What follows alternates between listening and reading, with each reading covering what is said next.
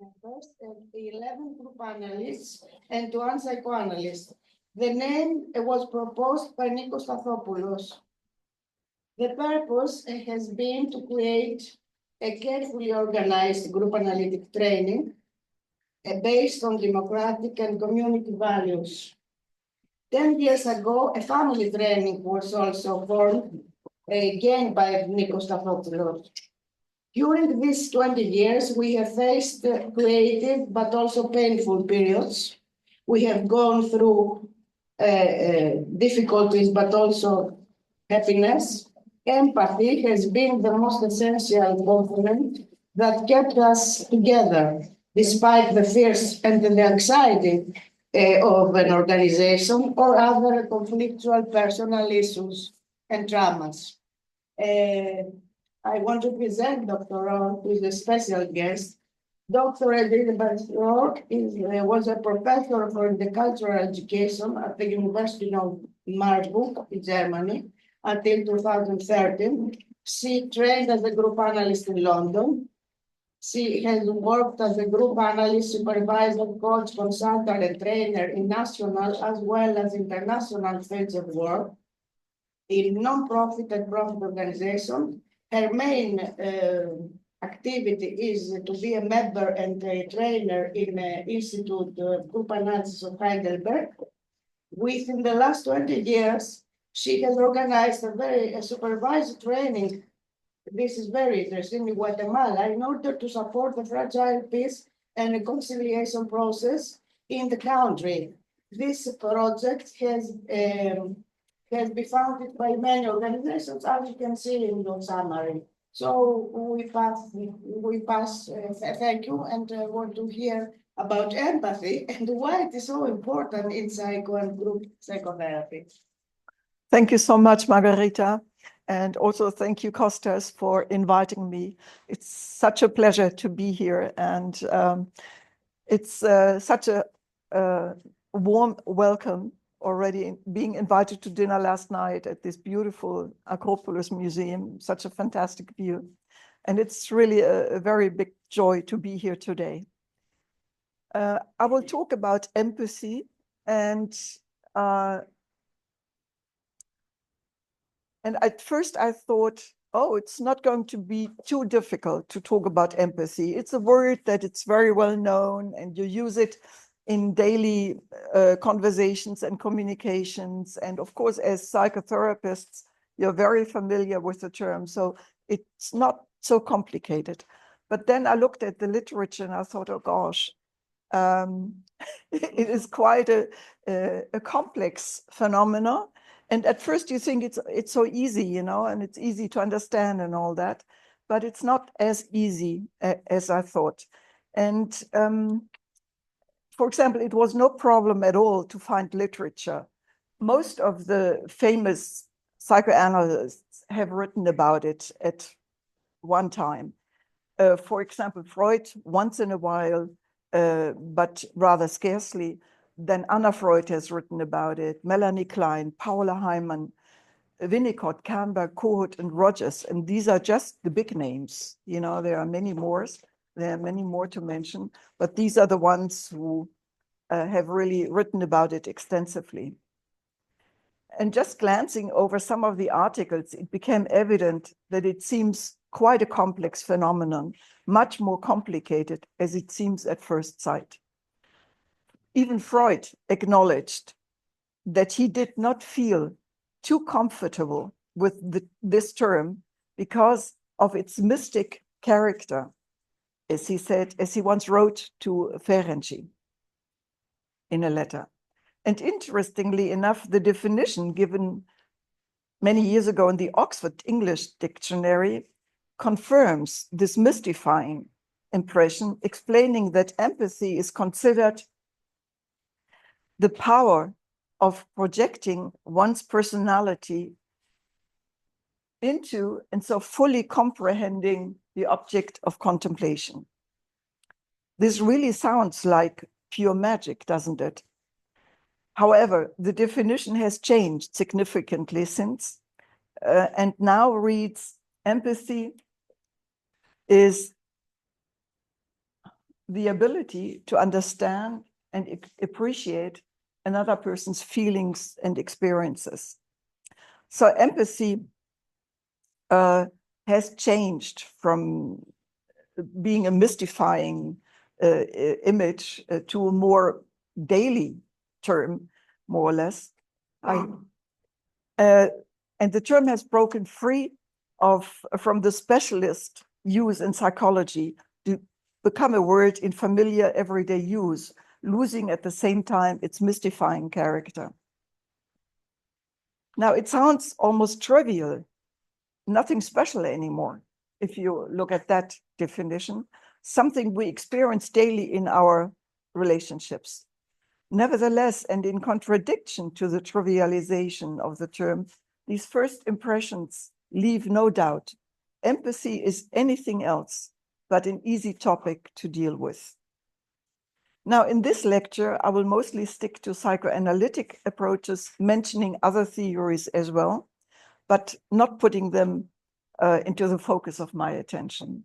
I will concentrate first on some general thoughts and some philosophical ideas about empathy, and then dive a bit more extensively into psychoanalytic theory.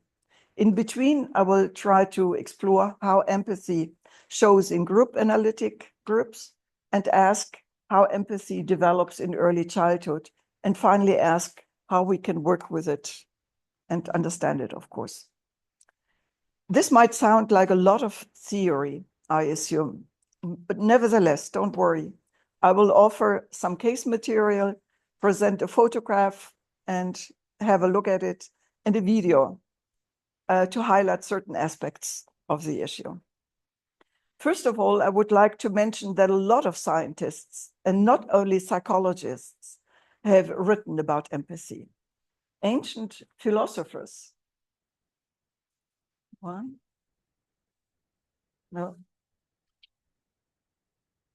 like Plato, Aristotle, Seneca, and Epicurus, have not dealt with empathy as such, but with aspects of empathy.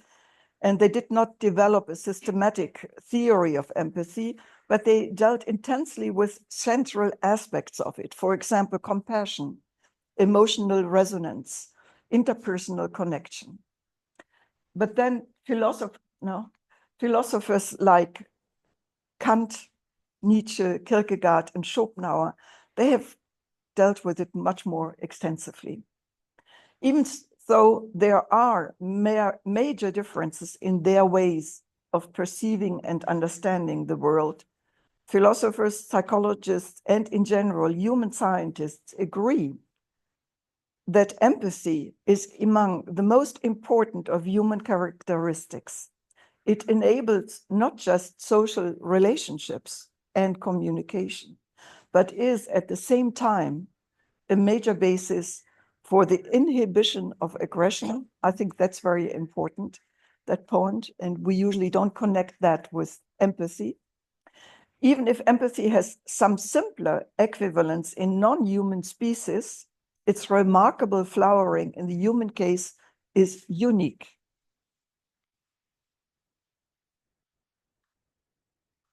Without doubt, it is empathy that makes us human and very special among all other living beings. It allows us to relate, to interact, and to communicate with others, and is therefore responsible for our survival. It constitutes a basic and essential human ability that is needed for any healthy and mature development. Without empathy, humanity is not able to develop solidarity, loyalty, compassion, sympathy, or pity. So I think also if you look at society, you can see where do we stand today if you look at it from this point of view. Empathy is therefore bedrock and foundation for any society, for the establishment of moral codes, and for the inhibition of aggression. Our survival depends on empathy because empathy generates feelings and experiences of attachment, of closeness, of connectivity, and of affinity. To summarize, empathy is one of the most essential ingredients of our human and social existence, maybe even the most essential ingredient of all. But what exactly is empathy? How can it be understood? Basically, empathy can be described as an emotional connection between individuals, and it can be understood as an imaginative leap in which you endeavor to understand the world from the perspective of another person. Kohut called this vicarious introspection. And therefore, empathy refers to a process in which one person imaginatively enters into the experiential world of another. When another person emphasizes with us and communicates that to us, we feel understood emotionally and experientially as well as cognitively. Empathy, therefore, can be understood as the capacity for understanding and sharing another's feelings or ideas. I guess this is more or less what we have in mind when we talk about empathy in everyday conversations. Empathy is the result of an interactive experience happening between two people who communicate on a highly sensitive level with each other and maybe thus manage to understand each other. However, in the theoretical frame of work, definitions are much more sophisticated. The vast majority of psychotherapists do agree when it comes to validate the psychotherapeutic significance of empathy. Empathy has been a key concept in understanding why and how therapy works. Kohut even emphasizes introspection and empathy are essential ingredients of psychoanalytic observation, and the limits of psychoanalysis are therefore defined by the potential limits of introspection and empathy. To be able to show or develop empathy is therefore an indicator of psychological health and makes you perhaps at the worst a neurotic person, but not a psychopathological case. Therefore, empathy is an essential diagnostic criterion to determine not only the psychological state of mind of a person, but also determines the suitability of certain psychotherapeutic methods. Freud himself regarded empathy as basic to the process and the practice of psychoanalysis. However, he always talked about Einfühlung. It's a German term that he used, and Einfühlung does not mean to feel with somebody.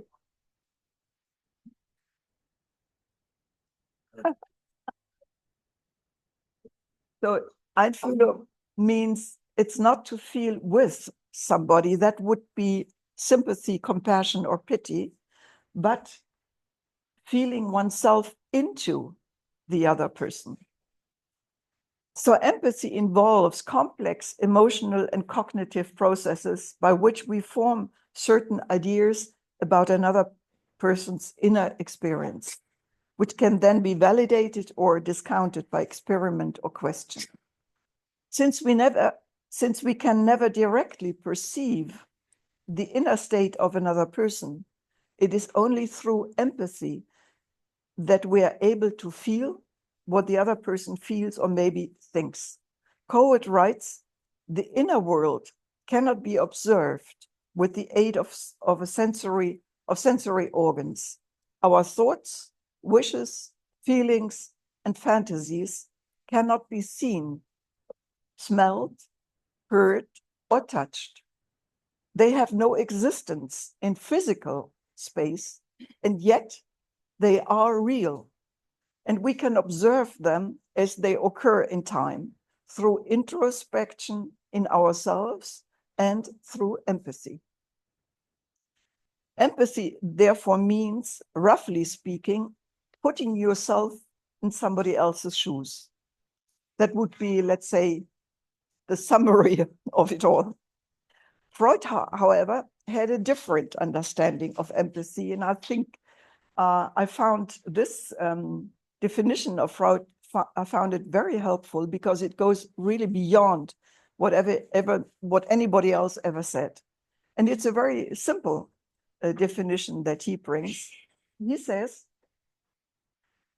empathy is a process which plays, well, first of all, the largest part in our understanding of what is foreign, meaning what is alien in the self of the other person. So that's really a completely different perspective, I think.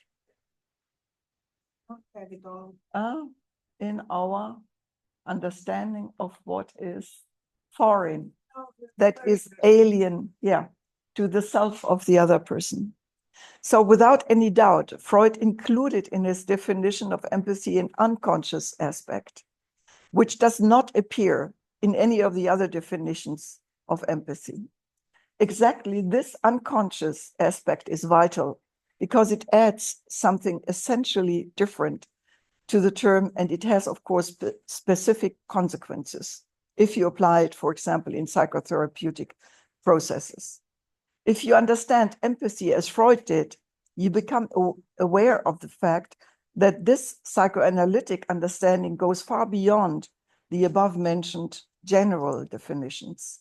In that sense, empathy is not only an interactive and communicative process happening between two or more people. Instead, it means to get into touch with the unconscious of the other person and then possibly name it. This is, as we all know, quite a difficult task to achieve.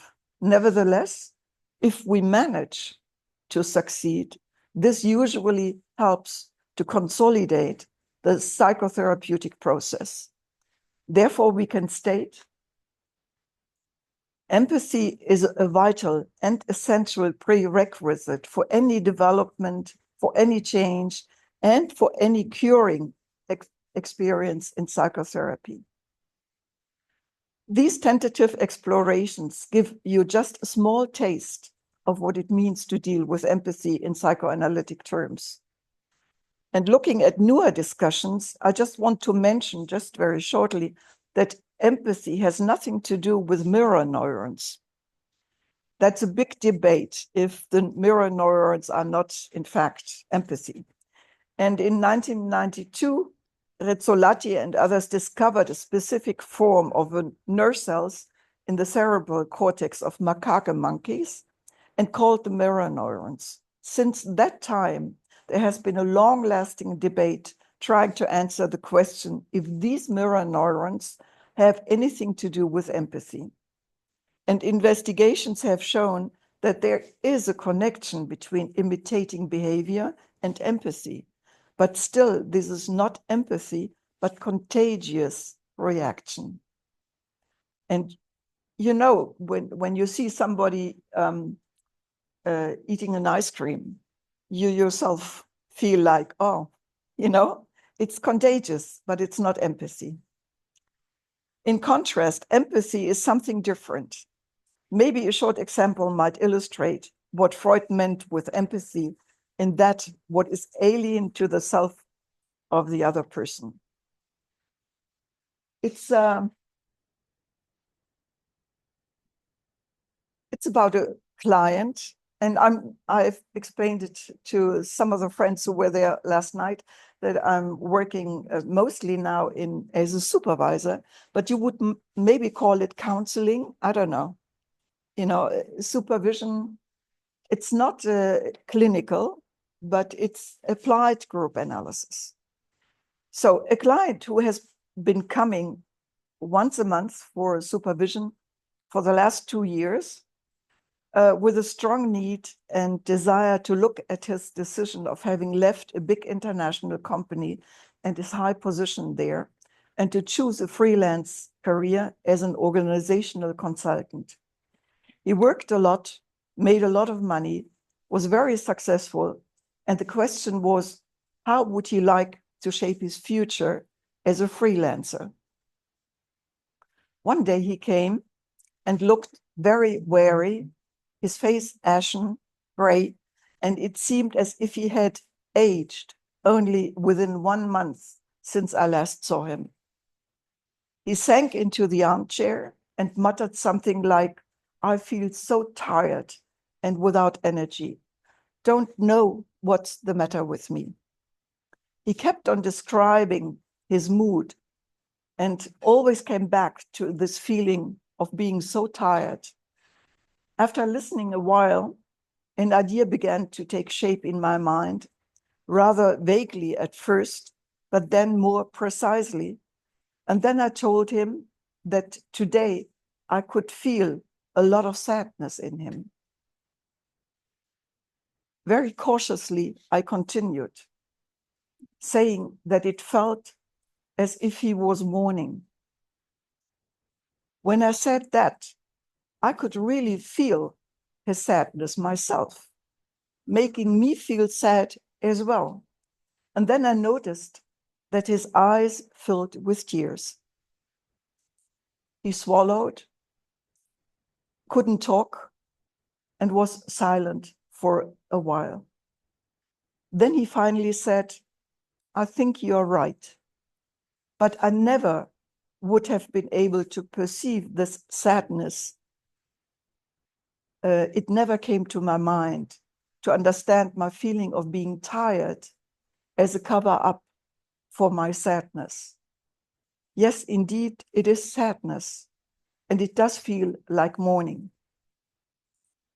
We then entered into the reflection of the shadows of his freelance career. No doubt, he now had a lot of freedom. There were no institutional constraints anymore, but he still felt driven to perform and to succeed. It was extremely difficult for him to relax. To have quit his job with all the security and safety that was connected to his position made him realize that he now felt terribly vulnerable.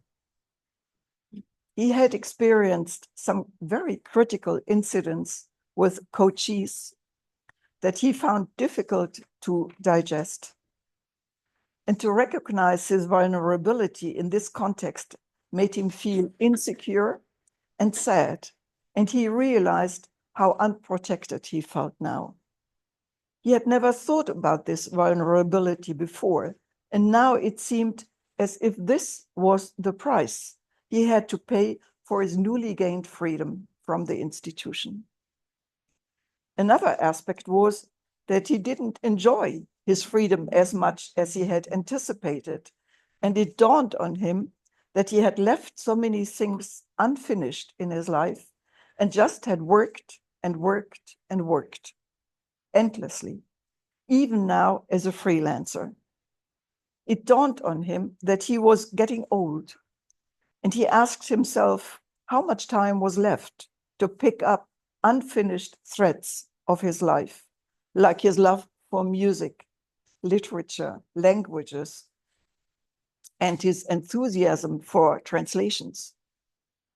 Would it be possible to reconnect, or did he have to bear the past as it was with all the unfinished businesses?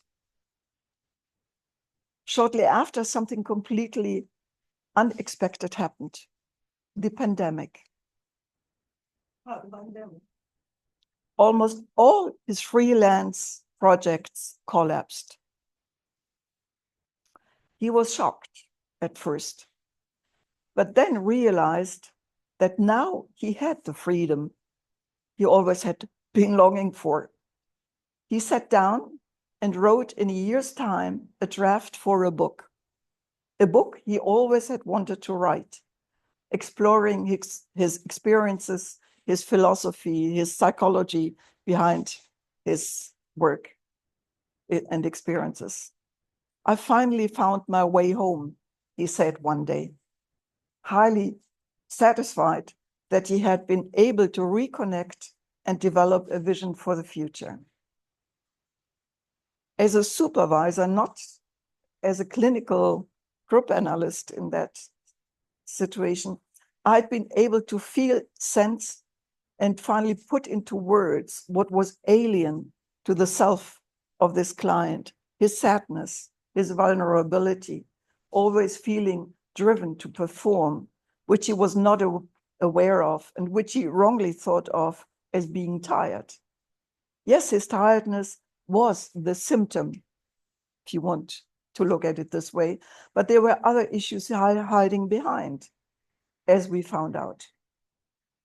The case shows that empathy in a professional context is clearly a transient and intimate process because there's regression involved as well as identification.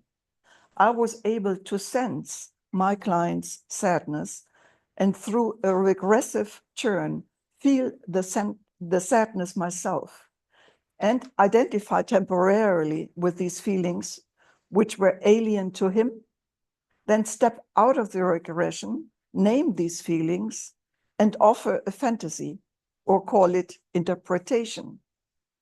Of course, there was countertransference involved, which comes into action when we unconsciously identify with the feelings of the other person and consequently use this knowledge to identify the experience of our patient or our client. It is quite clear then that as psychotherapists, supervisors, counselors, we are or have to be experts of empathy. I guess everybody who works in psychotherapeutic fields is aware of the fact that empathetic understanding is the door opener. If we are not able to establish a resonating space and find access to what is alien to the self of the other person, psychotherapy will not be experienced as healing. In short, the essence of empathy in a professional context is to explore and understand what is mirrored in us from the patient's experience. Now I come to groups. Everything I've mentioned so far about empathy always starts from the assumption that there are two people involved, and that's the literature. It's always between two people. Therefore, I now would like to extend empathetic experiences to groups. The dynamics involved in groups are different insofar as there is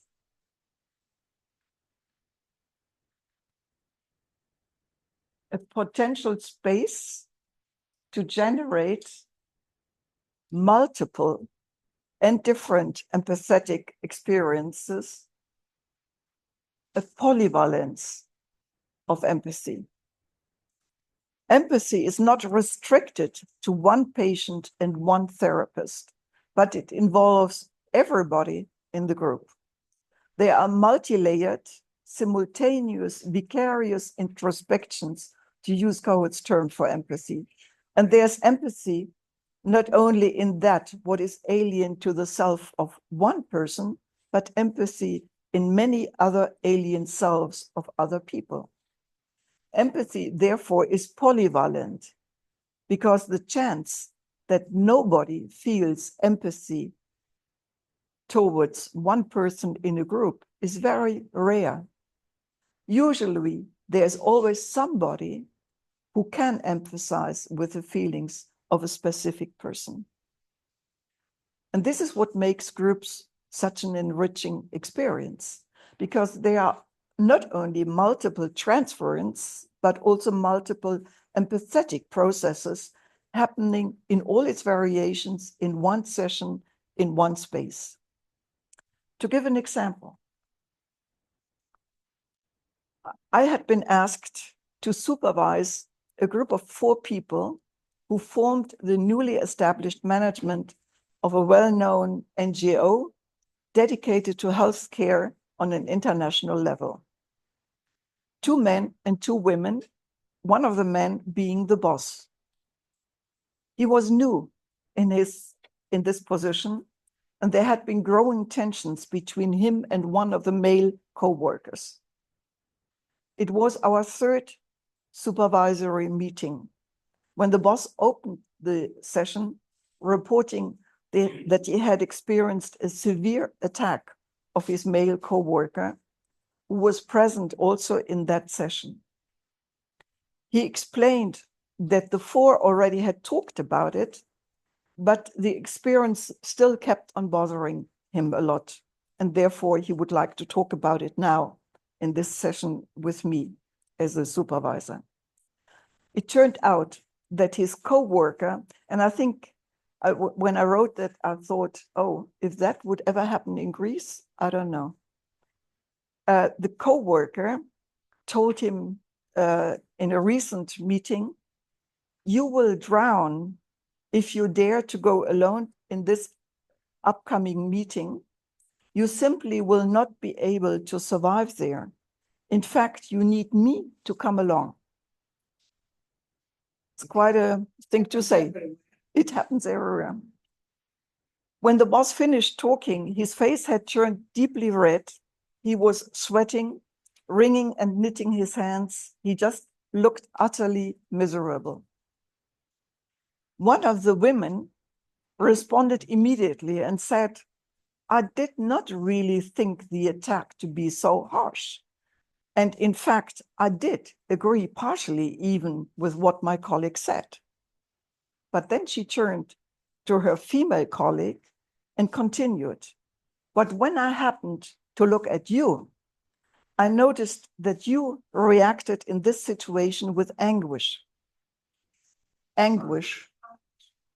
showing a lot of concern and distress. This woman then said, yes, I felt the attack like a punch in my belly. I thought it was too harsh and not legitimate. I had the feeling that it was destructive, and it felt as if the earth under my feet was shaking. In this moment, the male co-worker looked at her in complete bewilderment, as if he only now began to grasp the emotional impact of his words. The boss sat there very quietly, deeply moved, and it was obvious that he felt understood, relieved, and even somehow rehabilitated. Since it was not only him who had felt that boundaries had been trespassed and that there was aggression and undisguised rivalry directed towards him. He nodded several times, but did not say anything. He obviously felt himself mirrored in the words expressed by this woman. We then started to explore this situation, how it had happened and in which context. This session seemed to be the peak of growing tensions in the management team. We ended up talking about loyalty, about the different expectations concerning loyalty in this team, and about the obvious lack of loyalty.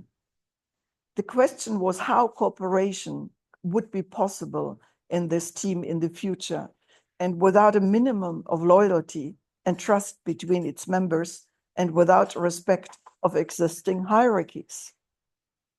At the end, it was this young man who had been the author of the attack, who now explained that this has been a great supervisory session. I guess the success of this session was that the aggressive effect had been named and its implications could be felt and were explored and analyzed. Therefore, it was possible to re-establish boundaries and to describe the emotional impact of this attack, which had been denied. Equally important was that the boss was not left alone with his feeling of having been unrightfully attacked. One of the women not only agreed with his perception, but she explained how she herself had experienced this attack, identifying, or should we say, emphasizing with him. with her boss, thus confronting her colleague with her perception. For this young man, it was no longer possible to think of himself as being part of a silent, rebellious, or competitive majority, because he could not keep up his narcissistic feeling of destructive grandiosity. He had not realized that his attack, which was directed towards the boss, had also affected his female colleague. This was a strong message he just couldn't deny or ignore anymore. At the end, instead of grandiosity and annihilation, the reality of different professional roles could be re-established, and that obviously felt safe and good.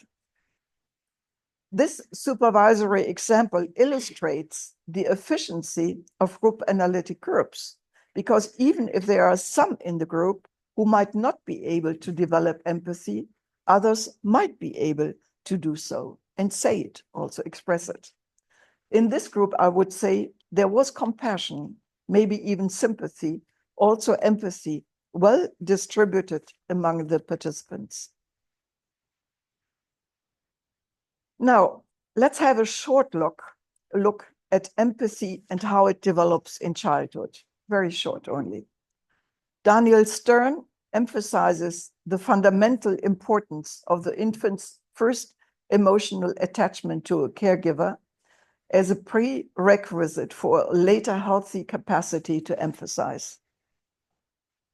And it was Bowlby describing children who experienced early neglect and abuse, who went on to develop shallow emotional relationships and an inability to empathize with others.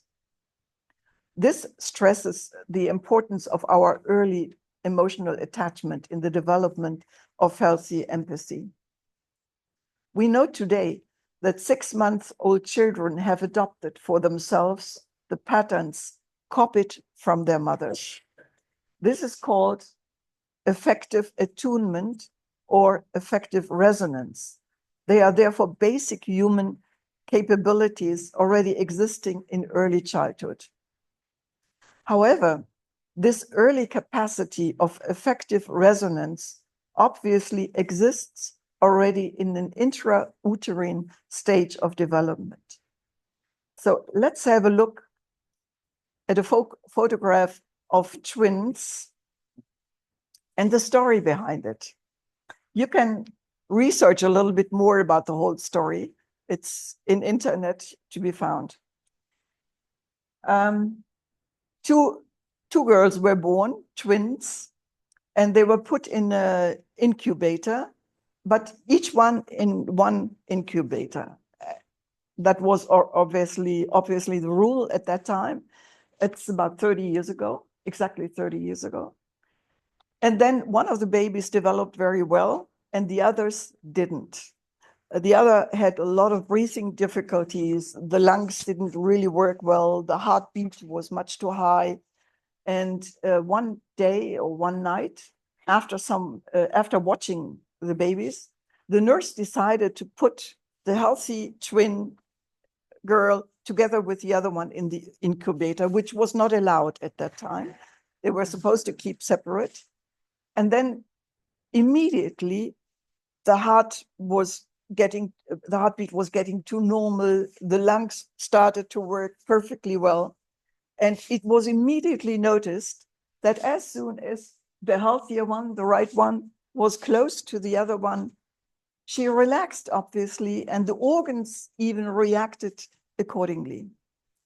So I think, and today you can find the pictures of the two girls. They are 30 years old, both students and very well off and very well without any problems.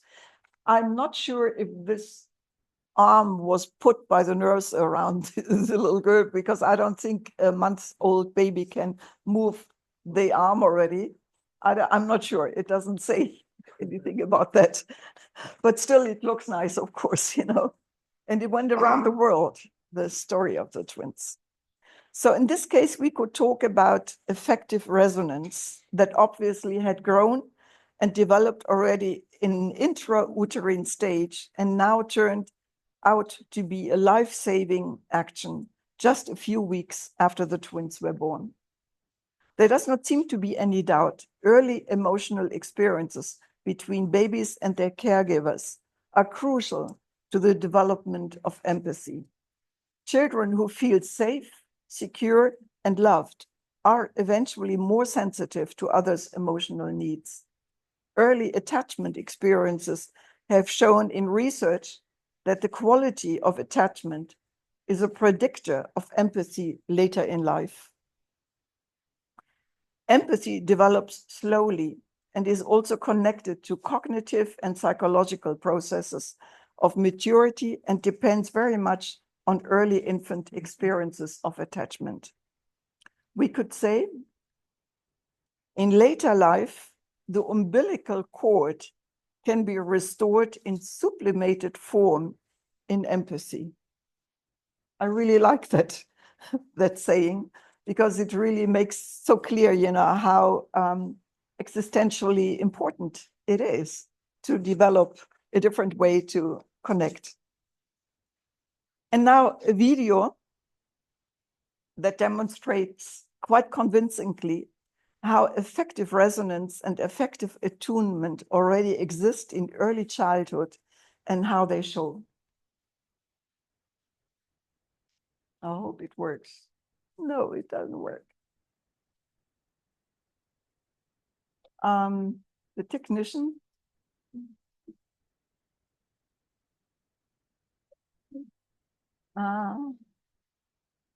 No, it should.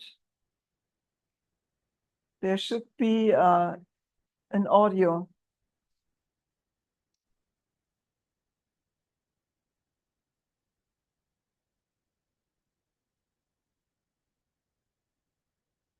It doesn't. Do you want audio? Yeah. Don't have audio. It doesn't come. Oh.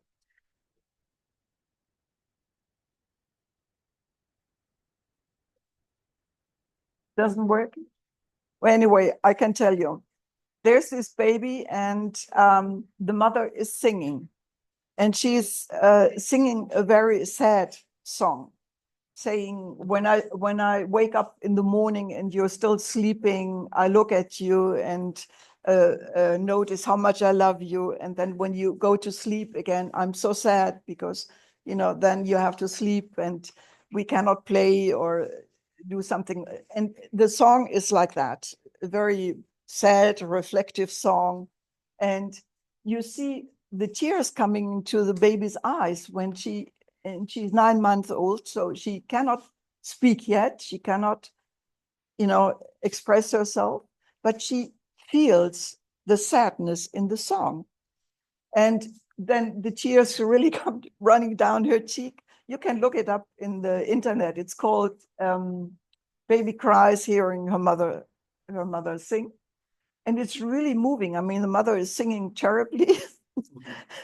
She doesn't have such a nice voice at all, but baby looks and feels first full of tears, then the tears are running down, then she swallows and she tries to catch herself, and then she keeps on trying again and again, tears. And it's really something so moving. And it's a pity that we can't get it. I don't know. Why doesn't it come? I tried it yesterday and it worked. No, now it doesn't. Okay, the ability to turn in with her mother is evident. To tune in with her mother is evident in this video. The 9-month-old baby resonates strongly with the emotions expressed by her mother in this song. She obviously feels the sadness in the song, even though she cannot yet talk or cognitively understand the words. But the underlying feelings and emotions are transmitted to her, and she reacts accordingly. So effective attunement and effective resonance are qualities of human relationships, of feelings of closeness, of attachment, of bonding, and eventually are molded into empathy. Now we come to the last question. How do we work with it? I have described in the case samples already how empathetic understanding occurs through effective attunement, evenly suspended attention, regression in the service of the ego, transient identification, empathetic understanding, and finally, naming what we could call countertransference. Empathy, in this case, denotes the methodological application of countertransference for the purpose of getting to know how and why others feel as they do. Empathetic understanding then signifies an understanding based on the analyst's capacity to use his countertransference reactions as a means of acquiring knowledge about another person's psychic life. To understand the patient's feelings in terms of the patient's internal frame of reference, which might still be unknown to the patient himself. In this sense, empathy and countertransference are seen to be two sides of the same analytic coin. But still, it has to be stated that it is not countertransference, but empathy that plays the largest part in our understanding of what is foreign to the ego of the other person or the other people. Thank you very much.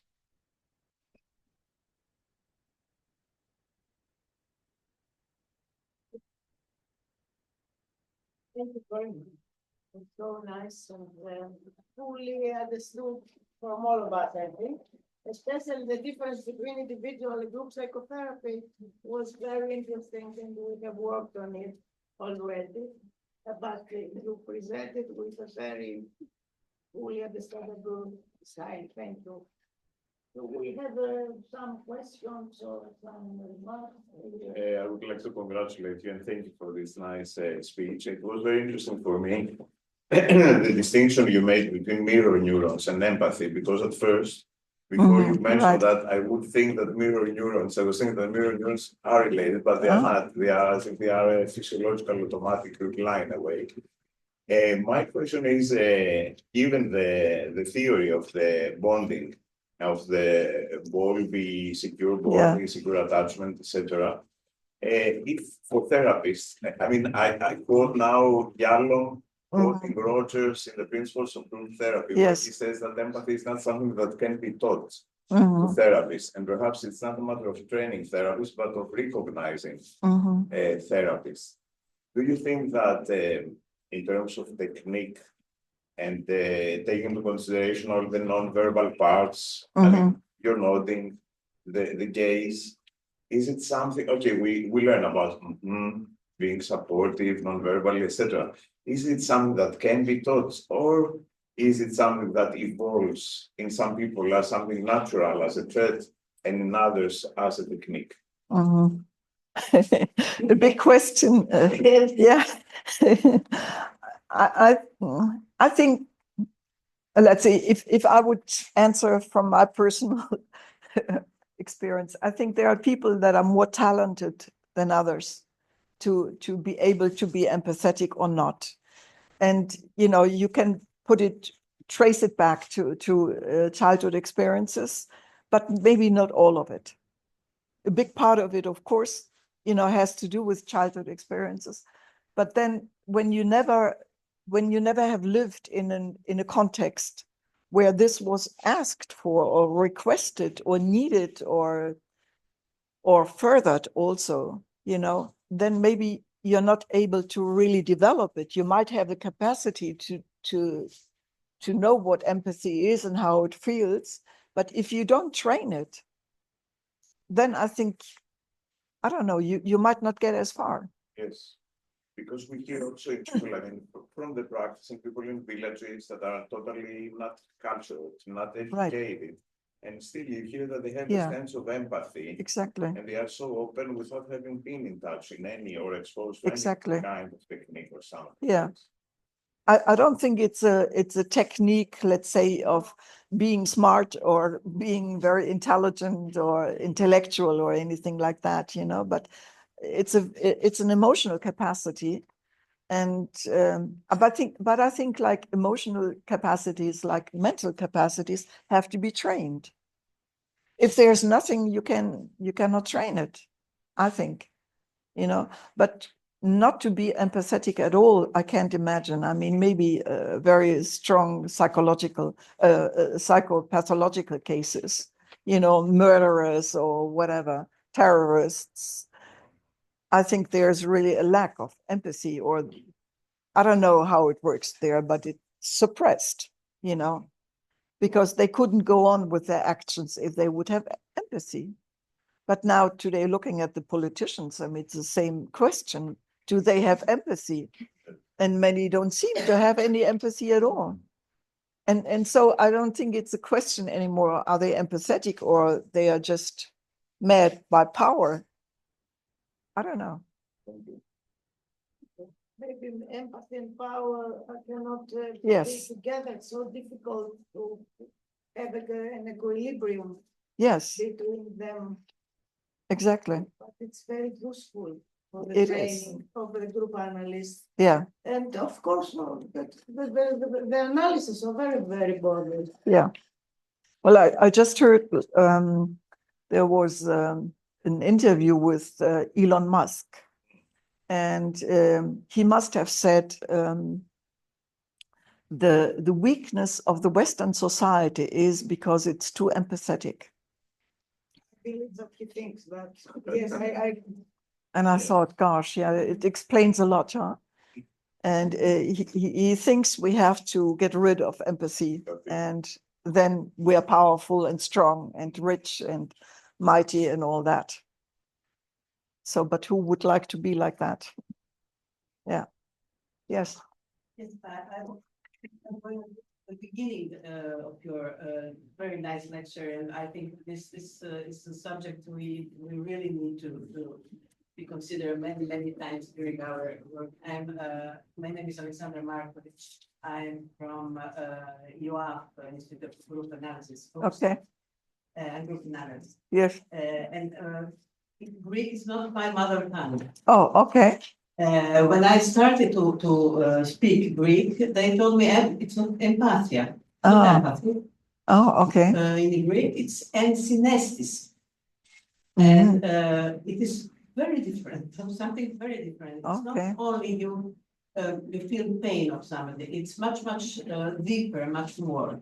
And I just don't want to go inside because I never learned Asian Greek language to understand, but ensynesthesis is in Greek something very different than empathy. Oh, okay. All right. It's much deeper and much. Yeah. Well, I think it's a very important point that you make.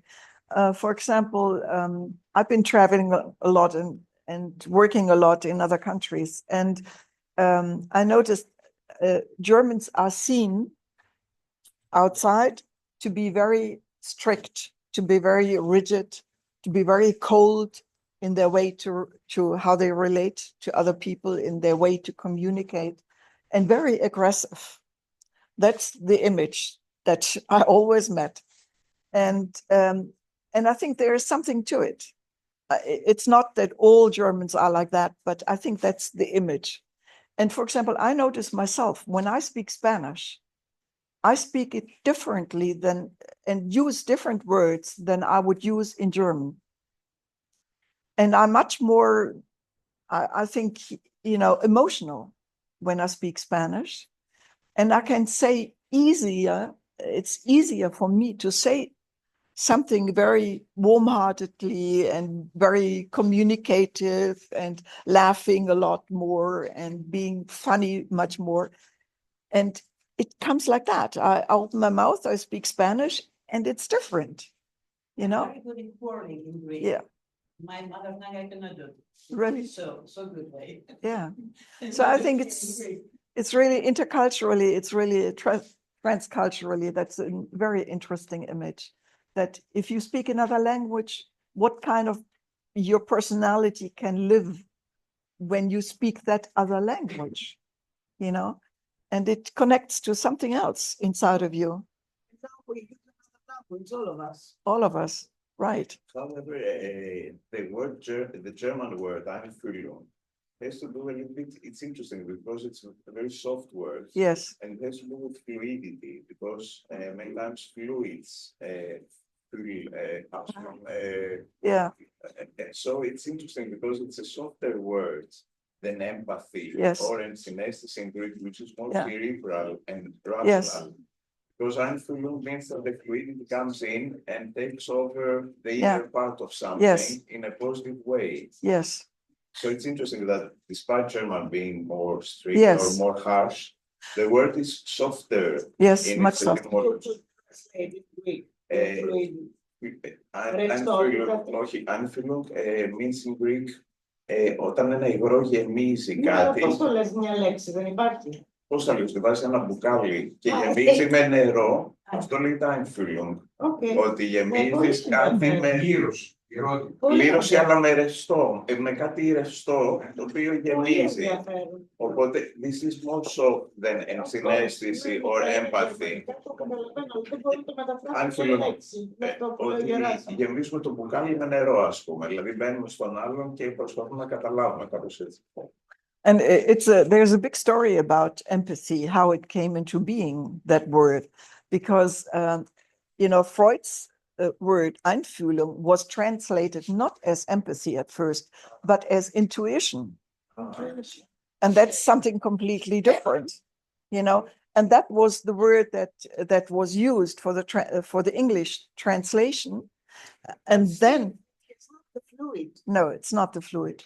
And then afterwards, there was obviously a big discussion, and they translated Einfühlung to empathy.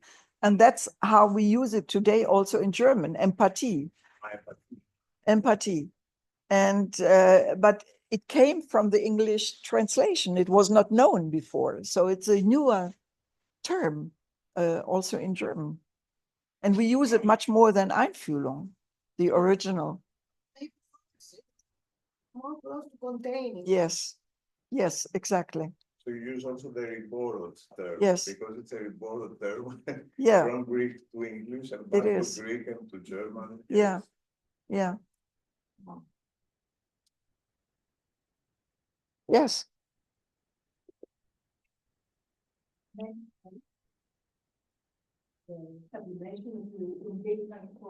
Yes. I just wanted to ask whether the notion or the quality of empathy can be compared in the same with symbiotic traits, characteristics, and also what kind of object relations we can connect it to. Obviously, psychopathological cases or psychopaths do not have this ability. No, exactly. And that's understandable. Yeah. But how far do we find traits of symbiotic attachment or connection or bonding in the word empathy?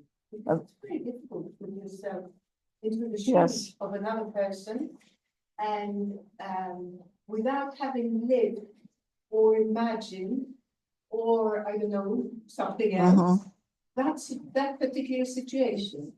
Yeah, that's a very good I cannot and interesting idea. Imagine if through or experience, so whatever. Yeah. I don't know. For example, there in literature, there was one example to differentiate empathy from sympathy or pity, or compassion, which is very close, but it's not the same. And they explained it like that. If you see a person that is sad and that is mourning, and you sympathize with that person, you can see that person is sad, but you don't know if inside that person she's really sad. You seem to notice from the outside, that she is sad, but maybe she's not. And you don't know it. And so you need empathy to Yeah, to differentiate. And it's not sympathy or pity or compassion, but it's very similar. And to be symbiotic, I think that's interesting. I think that's an aspect of it. I think, if you're not able to feel very close, or identical even. Well, I don't know. What do you think? It's an interesting idea. Yeah. Because we are symbiotic, we are in a different position, a different situation. The analysts cannot be so symbiotic. No. In order to be able to contain, to give some interpretation to all Yeah. the other things he has to do. Yeah. I think it's very difficult if you are symbiotic.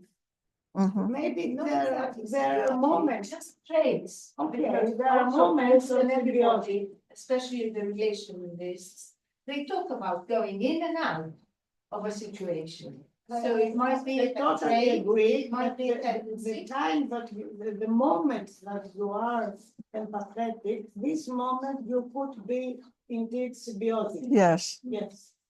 But you have to go out from this. exactly. Yeah. First of all, thank you so much for your generous, very important presentation here, Elizabeth. Yeah. First of all, I would like to say in continuation of what you have been saying, I am a little bit stuck with these two babies, and they were 9 months old. So this means that it is nature, first of all. Yeah. Yeah, not nurture. No. Yeah, nature. So it's something that is in our genes. Yeah, but then this is the first building block. Then Right. comes the relationship with the mother, and Yes. somehow, as I understand it, it's how we embody, how we take into us, Yeah. and the mental representation, whatever, of the maternal function and this ability to connect, or it can be the symbiotic phase, Yeah. or whatever.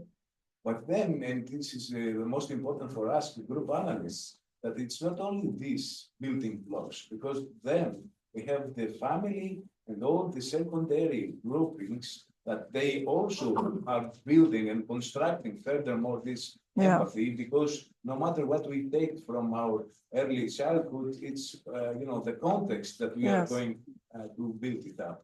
And I am not sure that it's only the psychopathological people that they do not have empathy, but also it has to do with the general situation, what happens in war times and World War II, or what is happening now.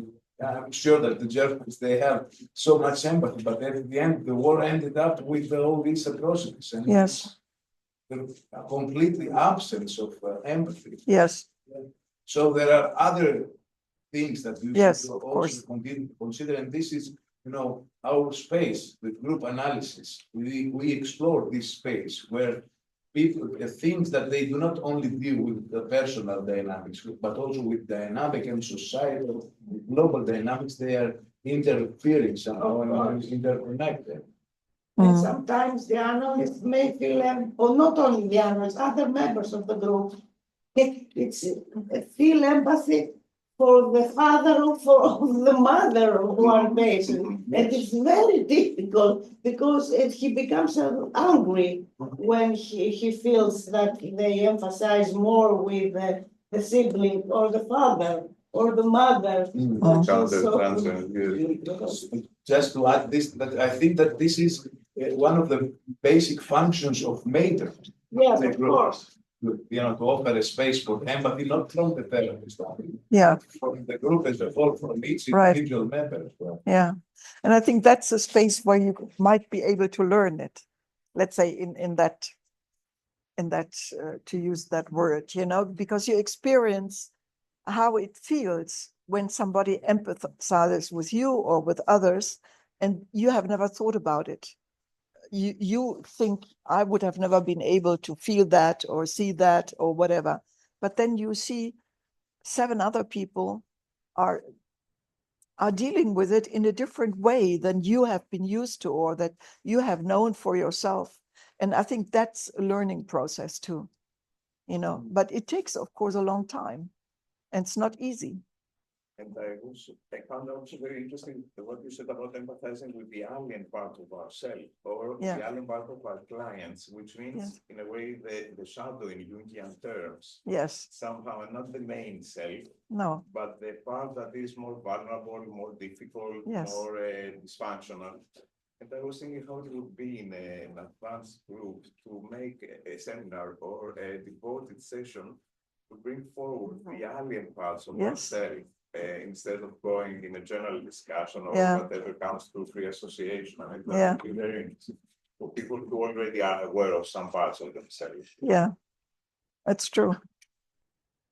But I think that's really the art of a group analyst, to make that possible in a way that people can empathize with others, even so they feel very far away and have very different experiences and come from different social groups and all that. And then all of a sudden they see similarities, or they can see something they have never noticed for themselves. I don't know. I remember in my group, in my training group, for example, there was one woman, and she came from a very rich background, and I didn't. And I always looked at myself as being minor compared to her. She had everything. I mean, beautiful childhood and wealthy parents and all that. And then one day she said, I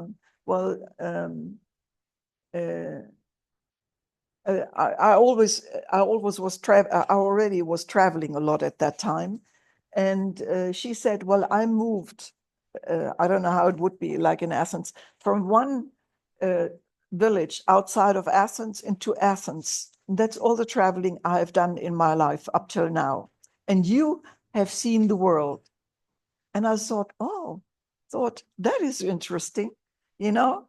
I would have never looked at it that way, that she is absolutely envious because I've been going out in the world, and she has moved like 30 kilometers from one village to another one, and that in about 30 years, and she has never been anywhere else.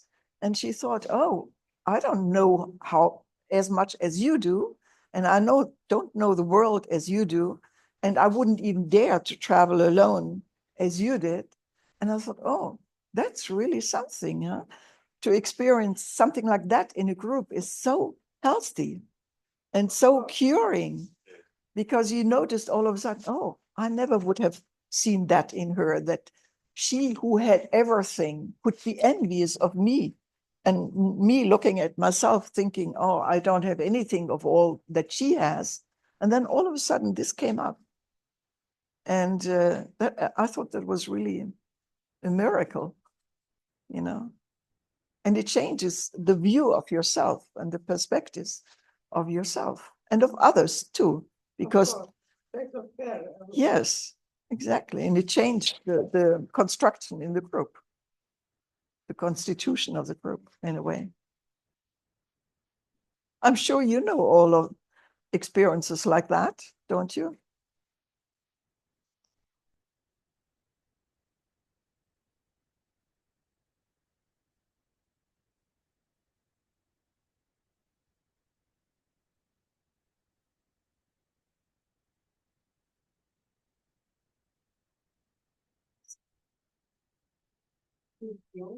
States and form states are in parts. Find any relation between empathy and projective identification. Projective identification, Ah. relation. Where do you find it? No, I just the question. I don't. Yeah. That because you're saying for us. Yeah. I don't know. What do you think? Yes.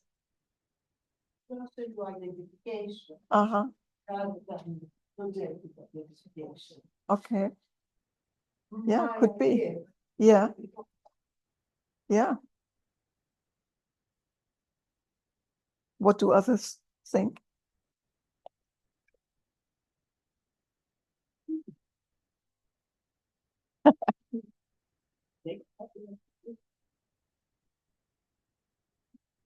I think I have 3 or 4 remarks. We had the Freudian sleep. Your presentation. You said Freudian sleep. Yes. Presentation, when you wrote and said emphasize, meaning empathize, it was kind of cute, my hearing. Yeah, that's true. Second remark is that regarding all the literature discussion about the mirror neurons, it's not such a big discussion. I think we made that discussion. Mirror neurons are the base, are the neurobiological base for what we call empathy. It's not the same, but this is part of the neurobiological base. If you don't have mirror neurons, you cannot have the formation of empathy, like hardware and software. The third thing is that projective identification, of course, it is a kind of effort. You said about crime. It's not just identification, it's projective identification. It's a way of, even the example that you gave us is that you felt something that in your supervision, that he planted into you, and you went into putting the words. That's projective identification and repairing the fantasy or the interpretation about the mourning process of your client. Yeah. So I think this is more or less very well-known things. I think these 3 remarks are okay. Okay. That's it. All right.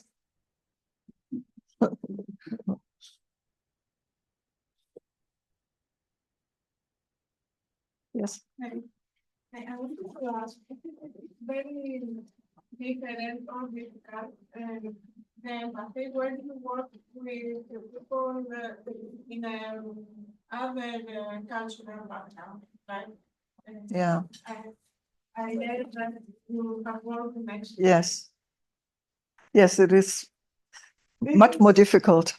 I worked, for example, in online, well, that's still another difficulty more in Africa with a group for about a year.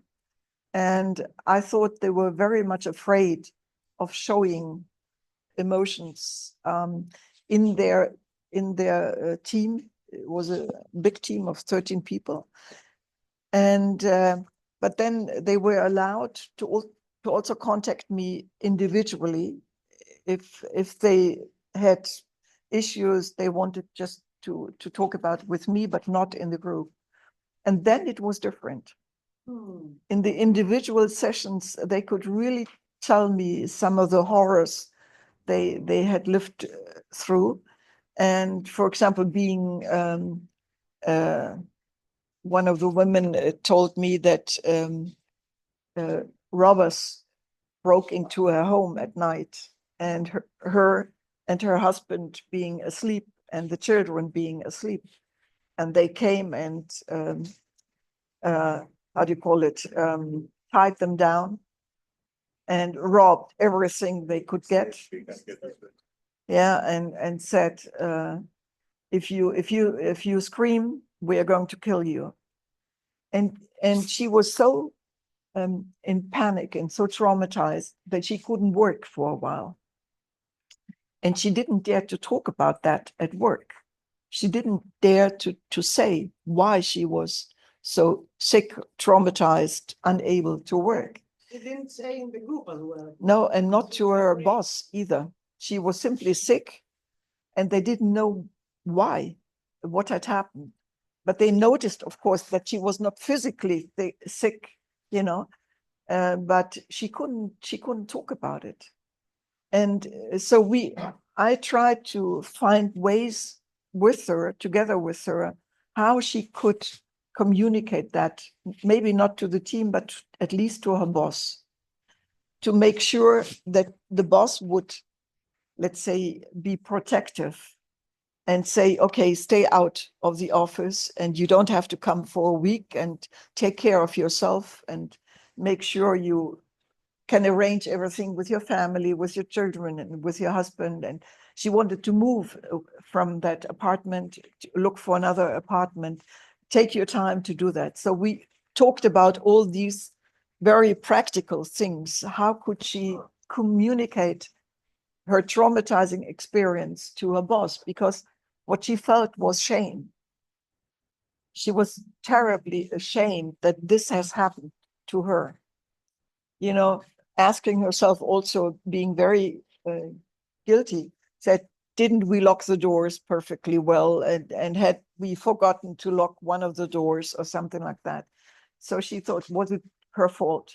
And she simply didn't dare to talk about it. And in our sessions, we found ways how she would be able to communicate it to her boss, that she would be protected, not lose her work, you know, and be fired because she just didn't show up.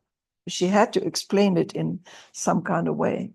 So I thought, yes, I understand that she didn't want to talk about it in her team because she was traumatized, and she just didn't want everybody in the team to know how traumatized she was and how terrible it was. And so I understood that in a way, and I accepted, but it was only possible to do that in an individual talk and not in the team. And I think the shame is much higher in many cultures than I know it in Germany. I mean, you know, the image we have to be very direct and very aggressive, I think it has to do with the war, with the history of the war and the Nazi terror. I think we grew up unconsciously, and that's, I think, part of the social unconscious in Germany. I think we children grew up like the second generation to always say the truth, to never lie, and to always stick to the reality. I think that's the one of the messages of the social unconscious in Germany, because, you know, to have felt betrayed by Hitler, they believed him. Our parents believed what he said, and they believed in whatever he said and the Nazis said. And so after the war, they noticed it was all a lie. He lied to them. And I think we as children grew up never to lie, to always stick to the truth. And up to today in the nurseries, you know, a little boy hits the other one with his toy, and then he is forced to say not only, oh, sorry, but he has to say, oh, I hit you. But he says, no, I didn't do anything, you know, like children are. No, I didn't. And then I know the people who are working there sit down with him and make sure that he says the truth. I hit him and I hurt him. So, and I think that is really part of the social unconscious in Germany. It's very collective way to deal with the trauma that we went through. And I think in other cultures, there are different traumas and there are different ways to deal with it. For example, in Ecuador, I know that a German friend of mine, she was living there, having a child with an Ecuadorian, and she put him in a nursery. And this boy was very, how would you say? He was very self-assured. He would sit once in a while in a corner and play for himself. And then she was called, and the people who worked there said, something is wrong with your little boy. He will sit once in a while in a corner and play only for himself. And this is not healthy. It's pathological. He has to play with the other children. And it's not good for him to sit alone in the corner. And for Germans, yes, it is okay. And, you know, to be autonomous, to be very self-assured, and to be able to be alone is a high capability, you know, and it's in Greek, I'm sure it's the same. No, in all schools. No, In many schools, they could say the same thing. But really? why your boy, I hear it from many clients. You do? But their children being in school, everybody looks at them very carefully. If they have some problems, if they have this, In the past, it didn't happen, but now they do it a lot, I think. And also perhaps it's a matter of individualistic versus Yes. collectivistic society. Definitely. I mean, the Western world is more individualistic than the rest of the world. Yes. And then empathy is different too. You know, you think, well, that little boy is okay, but they want him to be much more in relation all the time with everybody and share his play, share his feelings and all that. Yeah. Now that we talk about empathy, the question came to my mind, how do you think we talk about empathy, especially for painful feelings Yes. of the other. Yeah. Many times. But what happens if somebody is happy Mhm. and he wants to share his happiness in a group? And many times we see that we cannot emphasize even in the happiness. It's difficult Yes. to feel That's true. the same joy. Yes.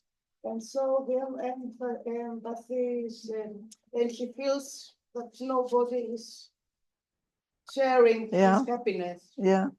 Well, I think that's one of the prejudices connected with psychoanalysis, or, you know, saying we're always dealing with conflicts and we're always dealing with pain and all sadness and all these difficult feelings. But to be happy is not on top of the list for psychoanalysis or even for group analysis. Or I think. Is it envy or envy or jealousy? Yeah. So, yeah, but it would be nice, to have more happiness. But then, of course, sometimes the happiness is very far away and is under the shadow of everything else. Yeah.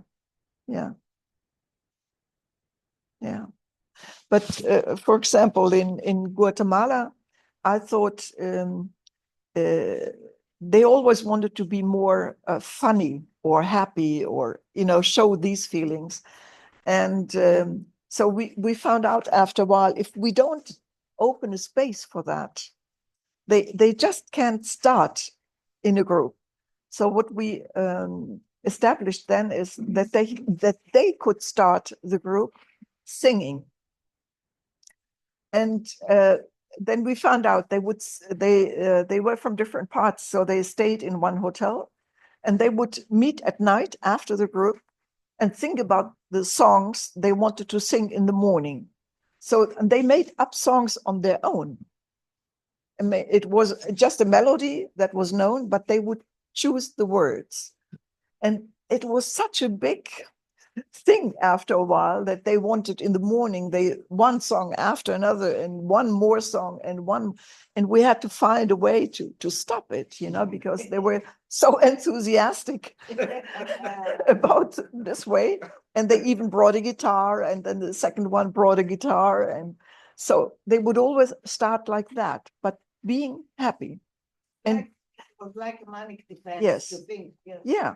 And they sang about us as trainers. They sang about how they felt about Elizabeth, how they felt about my friend Vilma, and how we both cooperated or didn't. They put it all in their song in the morning and really being happy about it, and then we could start. But we had to learn how to integrate that part of the other culture. For them, it was like a cold start, let's say, to put them in a group and say, talk. No, nothing. Nothing. How often you have this? About 15 years. Yes. Yes, but I would travel like 4 times or 5 times a year for 2 weeks. Oh, for 2 weeks. And then run the group and the training and then go back and then, 15 years long. I was really on, I was traveling all the time. Yeah. And to stay there 15 days, 4 Yes. times a year. Yes. Okay. 2 months. And Yeah. what about your groups in Germany? They wait? They wait. Okay. They were waiting. Yeah. But I think it was such an enriching experience, to learn about it. I don't know how it is in Greece. I had a hard time to understand that they never could say no. That is so impolite to say, no, I don't understand, for example. No, I couldn't follow. No, I don't want to, or I don't want this or that. They just could not say it. And I was always waiting for it, because in German, you're very direct, you say it. And they just couldn't. And I had to learn how they did say no, but not using the word no. They would say, oh, can you imagine? And then some formulations came, very polite. And at the end, it was a no, but I had to learn how to understand it. And I don't know how it is in Greece. Do you say no very openly? No. Have you heard that?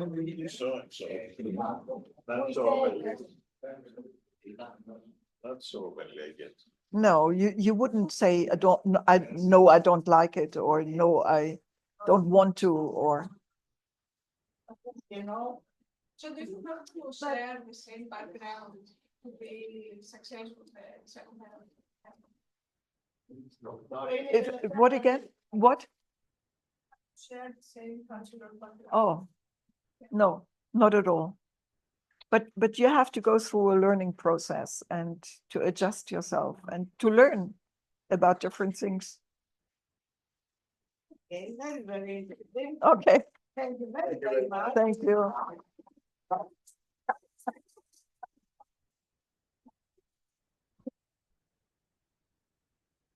Hmm.